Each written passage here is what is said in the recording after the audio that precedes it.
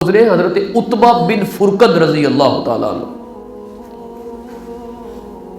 ان کی بیوی ام عاصم کہتی ہیں ہم عتبہ کی 4 بیویاں تھیں اور ہم چاروں ایک دوسرے سے بڑھ کے عمدہ خوشبو کا استعمال کرتی تھی، لیکن عتبہ کو کبھی ہم نے خوشبو کا استعمال کرتے ہوئے نہیں دیکھا تھا۔ اس کے باوجود بھی عتبہ کے جسم سے جو خوشبو آتی تھی وہ ہماری خوشبو سے اچھی ہوتی تھی۔ اس خوشبو کے سامنے ہماری خوشبوئیں مان پڑ جاتی تھی۔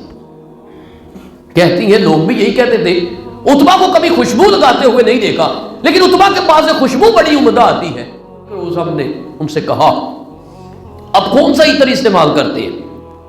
حضرت عتبہ نے جواب دیا میں تو کوئی عطر نہیں استعمال کرتا، ہاں مگر آپ کے وجود سے خوشبو بڑی پیاری آتی ہے، اتنی عمدہ خوشبو آتی ہے کہ ہماری خوشبوئیں جو ہے اس کے سامنے مان پڑ جاتی ہیں۔ کہا میں نے تو کبھی خوشبو لگائی نہیں۔ کہا پھر ماجرا کیا ہے؟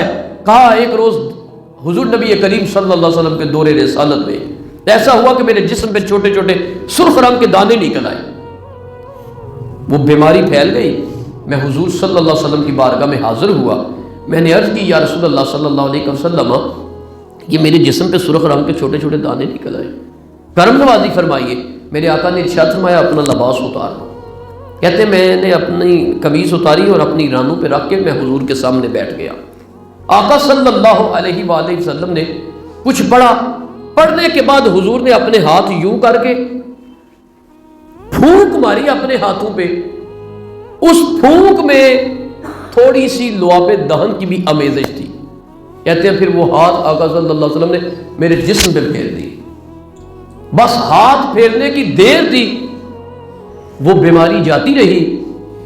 اس روز سے لے کے آج تک میں اسی کیفیت کے اندر ہوں کہ میرا جسم بھی پہلے سے خوبصورت ہو گیا ہے اور میرے جسم سے ہر وقت خوشبو آتی رہتی ہے۔ یہ برکت ہے آقا صلی اللہ علیہ وآلہ وسلم کے ہاتھوں کی کہ حضور نے اپنے ہاتھ پھیرے تھے اور ان کے اوپر تھوڑی سی لعاب دہن کی بھی آمیزش تھی، بس ان کی برکت سے میرا جسم جو ہے وہ تندرست ہو گیا۔ اس روز سے لے کے آج تک میرے جسم سے اسی کیفیت سے خوشبو جو ہے وہ آ رہی ہے۔